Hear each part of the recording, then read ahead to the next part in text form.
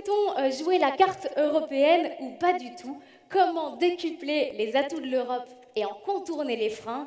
Eh bien, pour en parler cet après-midi, je vous demande d'accueillir chaleureusement un des entrepreneurs les plus puissants aujourd'hui en Belgique.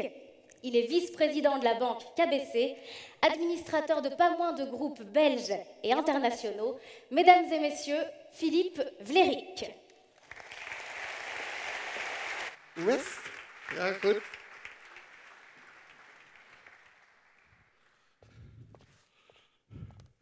Maintenant, il faut que je ne tombe pas. Oui. Heureux d'être là, et j'ai quand même mis quelque chose sur papier. Parce que je comprends que vous êtes tous des entrepreneurs, donc les architectes qui prennent leur vie en main, et donc des gens critiques. Et comme chaque entrepreneur le sait, j'ai eu des échecs.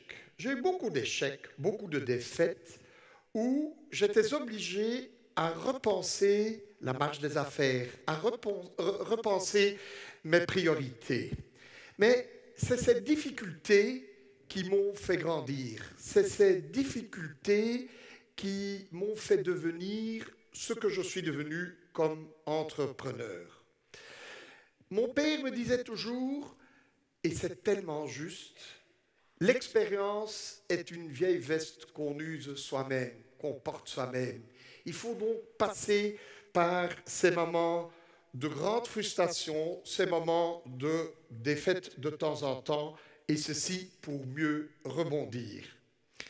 Et j'ai assez vite compris cela parce que j'étais actif dans un secteur très difficile, le secteur du textile, le textile qui, mondialement parlant, se déplaçait de l'Europe, des États-Unis vers les pays du tiers-monde.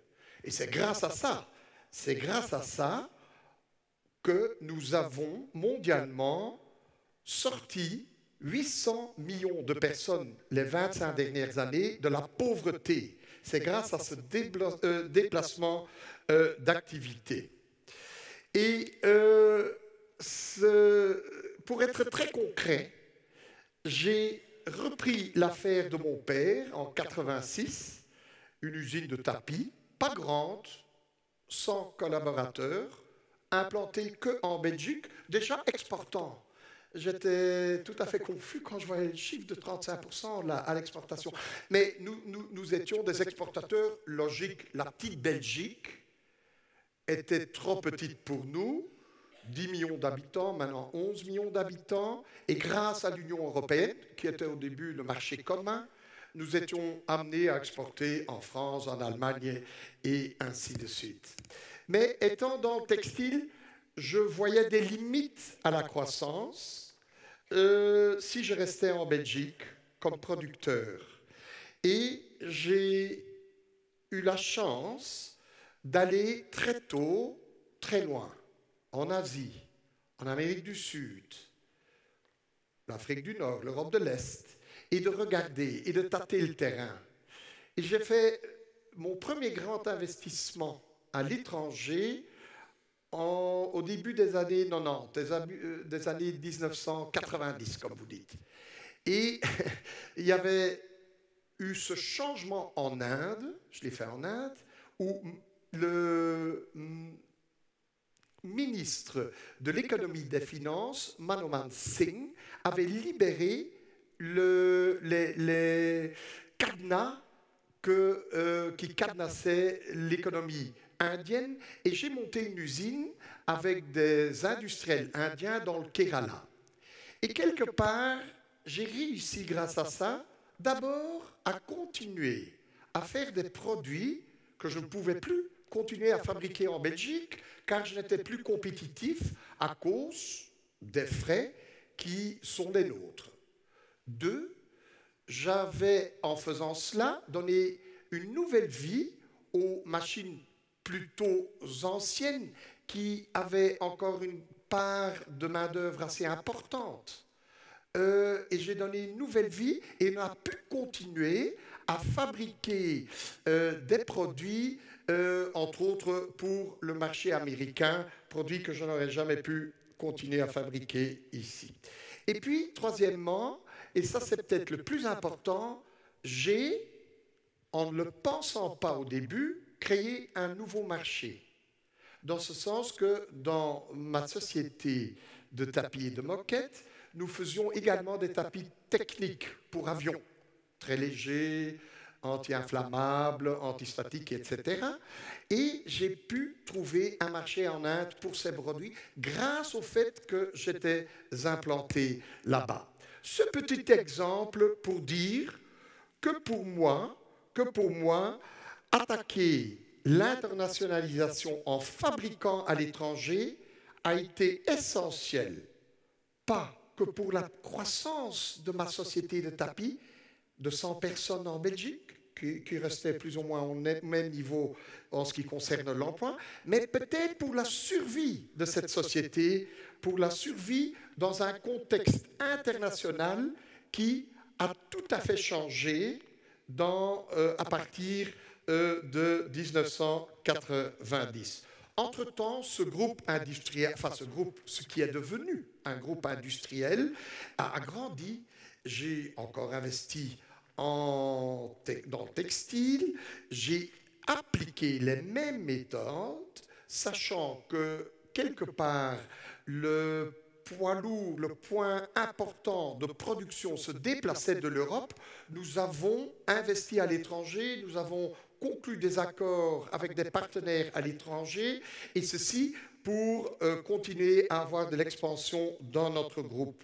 On a également investi dans d'autres domaines. Le textile n'est plus que 20% de notre chiffre d'affaires.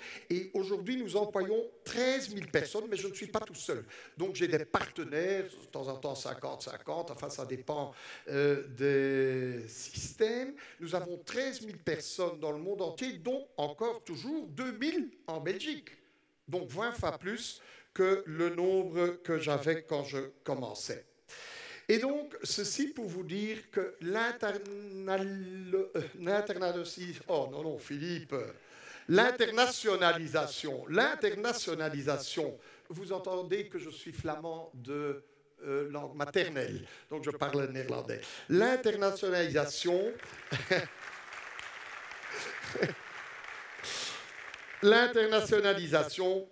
importante pour moi, essentielle, ça m'a permis de développer ce groupe et je crois que c'était la façon de faire et j'avais l'avantage de partir d'un petit pays qu'est la Belgique qui m'obligeait à le faire. Mais à côté de ça, il y a vraiment autre chose.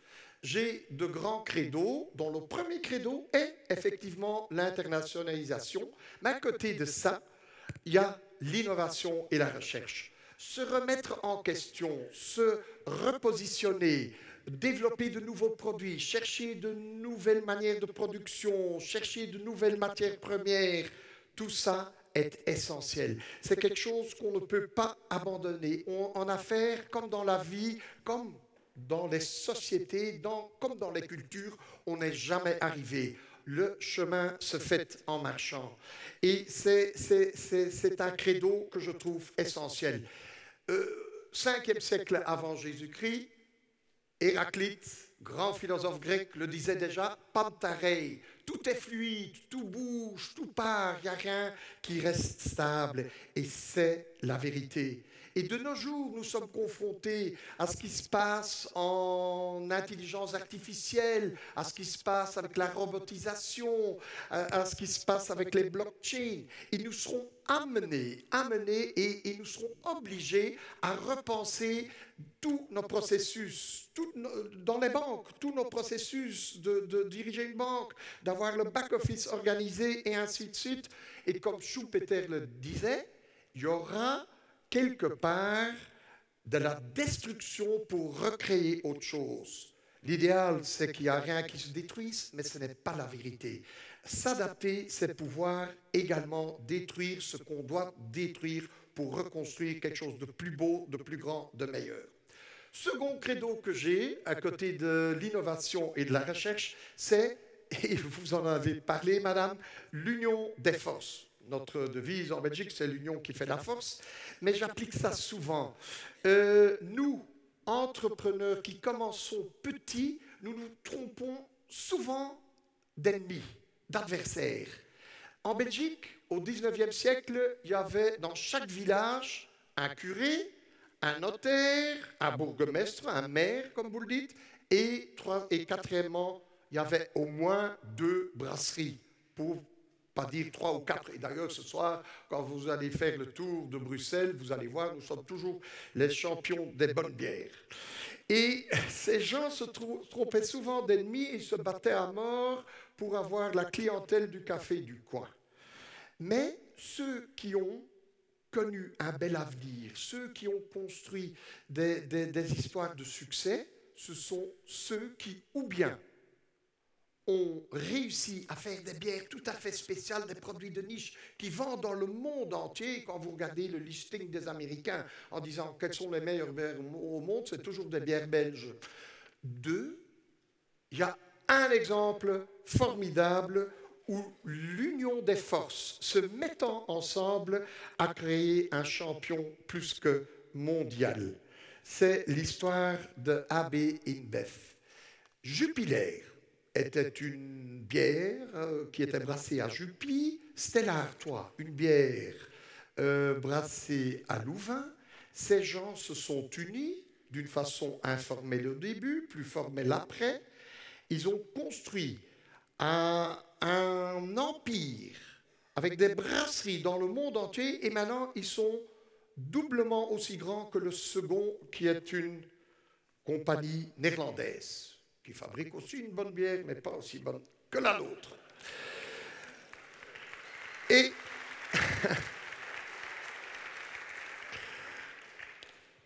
troisième credo, c'est le talent. Et c'est peut-être le credo le plus important. Rien de plus important pour une entreprise d'attirer le talent, de l'accompagner dans son développement, de faire de sorte qu'il reste chez vous, de le choyer, de donner des possibilités au talent. Et pour nous, les Européens, c'est la seule matière première que nous avons. Elle se situe entre 1,60 m et 1,90 m de la Terre. Et dans ce cadre-là, je plaide toujours pour de grands investissements dans les pays de l'Europe, en Europe en général, dans l'enseignement, dans l'éducation et dès le plus jeune âge. Et ceci pour donner à ceux qui vont venir après nous, à tous ceux qui habitent ici, qui travaillent ici, une place dans un monde qui sera de plus en plus compétitif, dans un monde, comme disait Thomas Friedman dans son livre The World is Flat, où tout le monde est le concurrent. Le concurrent n'est pas l'homme à côté de son propre bureau, c'est peut-être quelqu'un en Inde ou en Chine. Et last but not least, dans mes credos, l'entrepreneuriat. L'entrepreneuriat, c'est ce que vous êtes là pour ça. C'est une toute belle caractéristique de la famille Mullier que j'ai vue souvent quand j'étais président de l'Eurométropole Lille-Kortrijk-Tournai. Et sans entrepreneurs, pas, ou en tout cas pas assez, de création de valeur économique. Et ceci est nécessaire pour faire de sorte qu'on vive dans un monde où il y a naturellement de la valeur économique, mais aussi du bien-être. Le bien-être sans un minimum de bien-être économique, bien-être physique, est impensable. Mais l'entrepreneuriat, c'est beaucoup plus une attitude que le job d'être créateur d'entreprise. C'est une attitude qui n'est pas le monopole des hommes d'affaires ou des femmes d'affaires. C'est une qualité. Et il y a des fonctionnaires qui sont entrepreneuriales, il y a des hommes politiques, des femmes politiques qui le sont, il y a des enseignants. Et c'est une caractéristique que nous devons garder. Je vois que le temps passe. Mais j'ai lu un livre formidable. Et comme j'adore les livres et j'adore lire, j'adore en parler. J'ai lu le dernier livre de Walter Isaacson. Walter Isaacson est un Américain qui publie sur des gens exceptionnels dans l'histoire. Il a écrit un livre sur Jobs, Steve Jobs. Il vient de terminer un livre sur Leonardo da Vinci. Léonard de Vinci, un peu français aussi, hein? C'est ce qu'ils disent en France. Il est mort à Amboise. Mais Léonard de Vinci est un autodidacte qui, de son temps, a vraiment poussé les bornes.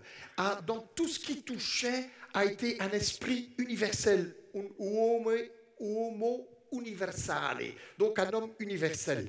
Et le dernier paragraphe du livre de Walter Isaacson parle des leçons à tirer de la vie et des écrits de Léonard de Vinci. J'irai vite. D'abord, soyez curieux à outrance, soyez curieux sans borne. Et Einstein le disait dans une lettre à un ami, il disait I do not have exceptional talents, I am just extremely curious. Et c'est probablement vrai. Deux, il faut accumuler la connaissance pour la connaissance même. Même si elle n'a pas de valeur pratique, cette connaissance, elle pourra servir plus tard. Et ça, c'est démontré souvent dans l'histoire de l'humanité. 3, et ça j'adore, il faut garder ce sentiment enfantin, ce sentiment d'enfant, ce sentiment candide de l'étonnement. Souvent, on perd cet étonnement et on perd toute son âme alors. Puis, il faut s'accrocher. Il ne faut jamais démordre. La persévérance est la mère du succès.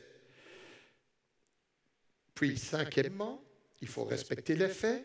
Sixièmement, laisser la perfection être l'ennemi du bien. Ne pas se contenter de quelque chose qui médiocrement fait plus ou moins l'affaire. Aller vers le meilleur. Et dernièrement, et ça rejoint ce que vous avez dit sur la devise de la Belgique, il faut travailler ensemble, il faut coopérer. Et d'ailleurs, les meilleures esquisses de Léonard de Vinci sur l'anatomie humaine, parce qu'il faisait de la dissection, ont été faites en collaboration avec Mercantonio de la Torre. Je l'ai écrit, donc ça sera juste.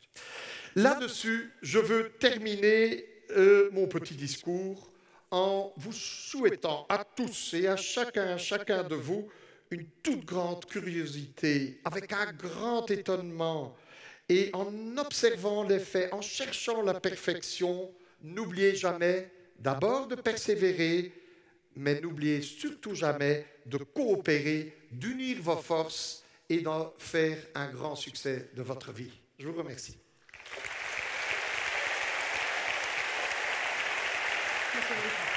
Je reste.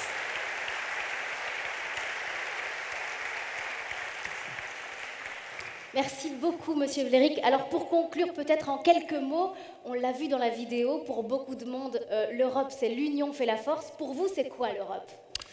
L'Europe, c'est tout d'abord la plus belle idée du XXe siècle. Les deux guerres que nous avons connues ne pouvaient jamais se terminer sans se mettre ensemble. Secondement, comme homme d'affaires, ça a créé un marché ouvert, sans bornes, sans contraintes. Ça a permis aux gens d'aller partout, le libre-échange, mais aussi la libre circulation.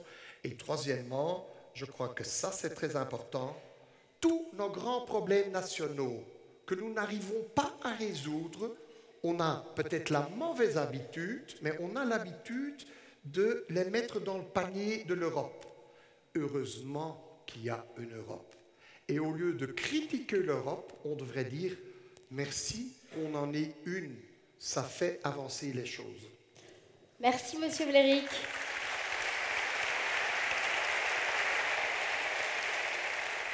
On vous retrouve